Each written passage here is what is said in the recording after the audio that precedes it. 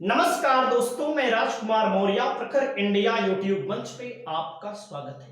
बहुत बड़ी खबर आ चुकी है समाजवादी पार्टी से। समाजवादी पार्टी के राष्ट्रीय अध्यक्ष अखिलेश यादव जी ने मौर्य साख के सैनी कुशवाहा समाज के तमाम नेताओं को अपनी पार्टी में आज शामिल कराया। साथ ही साथ उन्होंने क्या बोला, सबसे पहले इस बात को आप सुनिएगा, उसके बाद हम बात करते हैं। आपकी जो भी राय होगी आप अपनी राय को कमेंट करके बताना ना भूलिए। सुनिएगा अखिलेश यादव ने क्या कहा है। साख समाज के हमारे जिम्मेदार नेता, जिम्मेदार समाज के प्रतिष्ठित लोग आए हुए हैं। मैं उनको बधाई देना चाहता हूँ और साथ ही साथ जो सांसद चुने गए हैं उनके लिए बहुत बहुत बधाई और बहुत बहुत मुबारकबाद दे रहे हैं। हम सब लोग बैठ करके बधाइयां दे रहे हैं दूसरे को, और हमें उम्मीद है आने वाले समय में ये मीडिया की लड़ाई को और मजबूत बनाने का काम करेंगे। जिस तरीके से सामाजिक और राजनीतिक रूप से भारतीय जनता पार्टी ने धोखा दिया है, हर समाज के लोग ये समझ गए हैं कि भारतीय जनता पार्टी पीडीए परिवार की दुश्मन है। और ये चुनाव में भी हम लोगों को देखने को मिल गया।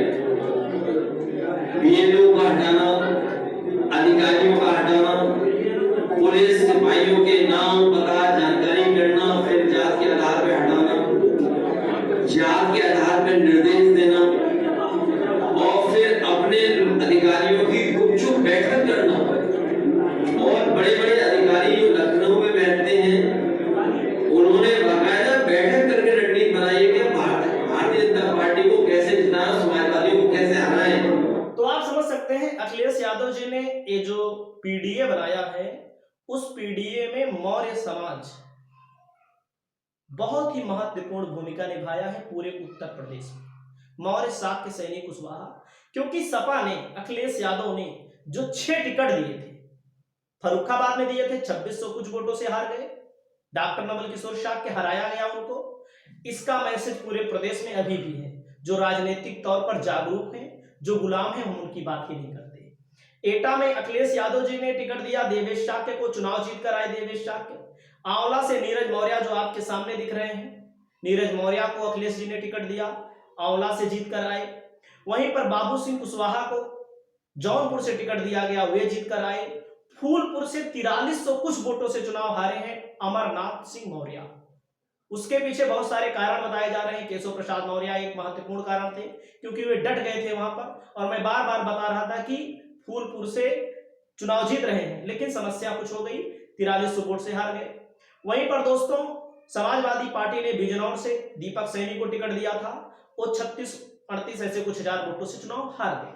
तो आप समझ सकते हैं समाजवादी पार्टी ने जो टिकट दिया था उसका इंपैक्ट इतना बड़ा गया कि बीजेपी को जो मौर्य एक तरफा वोट करते थे, मैं नहीं कह रहा हूं कि पूरा बीजेपी को करते थे, पूरा या समाजवादी पार्टी को मिल गया, पूरा नहीं, लेकिन बड़ा भाग, बड़ा जंक जो है समाजवादी पार्टी के पक्ष में आया, और जिससे समाजवादी पार्टी को हर सीट पर फायदा मिला। हमारी सीट पर पटेल जी लड़ रहे थे, लगभग 90% मौर्यों ने वोट दिया, लगभग दे दिया वोट। इसलिए क्योंकि बीजेपी से लोग परेशान हैं, केशव प्रसाद मौर्य को लेकर लोग परेशान हैं कि केशव प्रसाद मौर्य की सुनवाई नहीं हो रही है।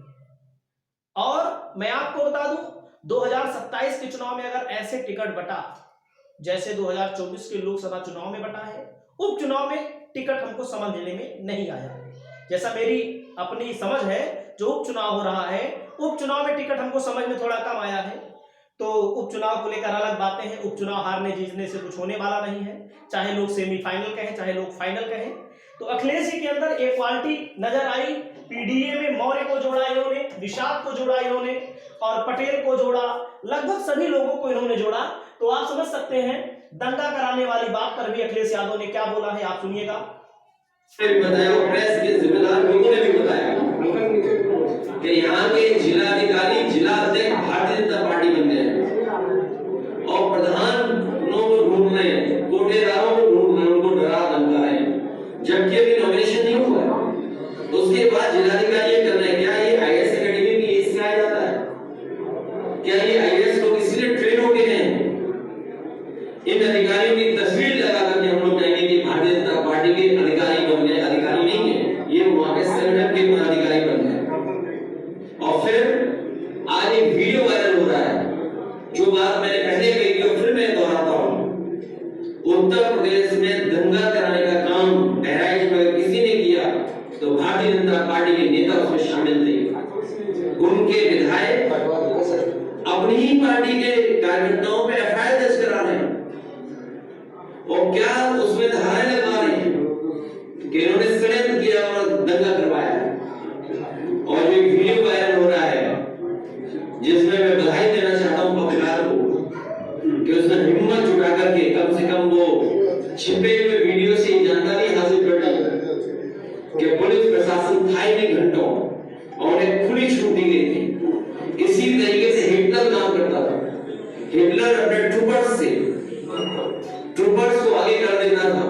देख सकते हैं जो भारतीय जनता पार्टी बार बार आरोप लगा रही थी मुस्लिमों के ऊपर, और भारतीय जनता पार्टी के विधायक ने ही एफआईआर लिखवाई। भारतीय जनता पार्टी के लोगों के ऊपर एफआईआर लिखी गई है। अब आप सोचिए दंगे को लेकर क्या हो रहा है। मतलब कि बीजेपी के नेता जब शामिल नहीं थे, बीजेपी के कार्यकर्ता जब शामिल नहीं थे, तो एफआईआर क्या पुलिस ऐसे ही कर लेगी? बीजेपी के विधायक इस बात का सबूत दे रहे हैं। तो आप समझिएगा समाजवादी पार्टी वाकई में अपने साथ इन लोगों को जोड़कर, क्योंकि लोगों को यादों से भड़काया जाता है, मौर्यों को यादों से भड़काया जाता है, पटेलों को भड़काया जाता है, या अन्य समाज के लोगों को भड़काया जाता है, दलितों को भड़काया जाता है कि सरकार अखिलेश की आती है तो गुंडई करते हैं, अहिर यादव ऐसे बोलते हैं लोग, आप लोग देखते होंगे। लेकिन ऐसा नहीं है। 2-4% अपवाद में छोड़ रहा हूं, बाकी ऐसा नहीं है। जो गुंडई आज करते थे लोग वही पहले करते थे जो आज सत्ता में है। सुनिएगा अखिलेश यादव जी ने क्या कहा है बेटियों की कानून व्यवस्था पे, और एक बेटी के साथ दुराचार हुआ। जो पुलिस की कांस्टेबल है, आप सुनिएगा। बेटियों के साथ अन्याय हो रहा है और बेटियों के साथ साथ